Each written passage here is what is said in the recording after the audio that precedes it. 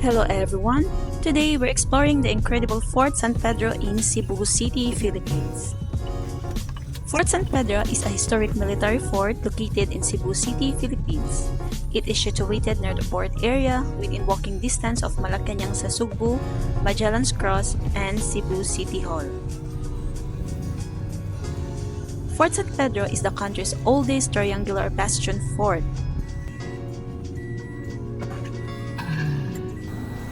Construction began in 1565 under Miguel Lopez de Legazpi, the first Governor-General of the Spanish East Indies. Initially built of wood, it was later rebuilt in stone in 1738 to better defend against Moro pirate raids. The fort served as the nucleus of the first Spanish settlement in the Philippines. It played a role in the Philippine Revolution, changing hands between Spanish and Filipino forces. During the American colonial period, it was used as barracks and later a school. World War II saw it used as a refuge and emergency hospital.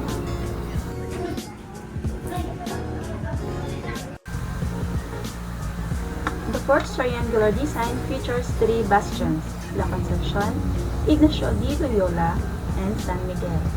Its walls are 6 meters high and 2 meters thick, with tower reaching 9.1 meters. The fort contains a museum showcasing Spanish artifacts.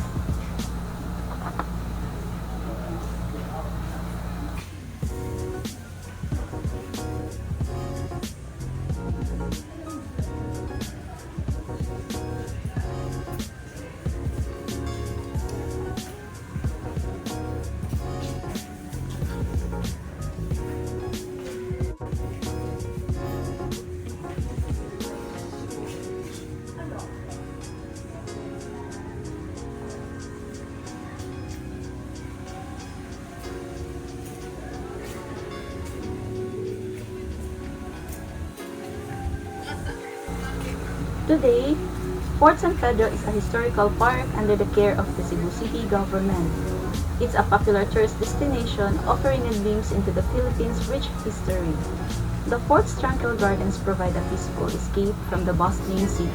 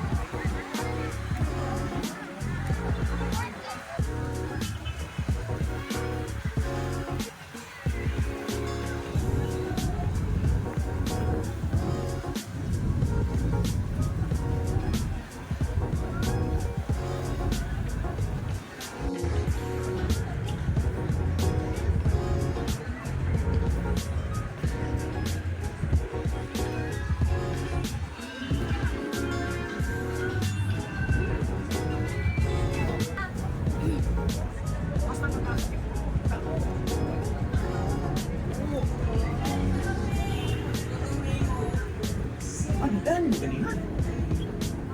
Yung hati sa may kapunta pa doon.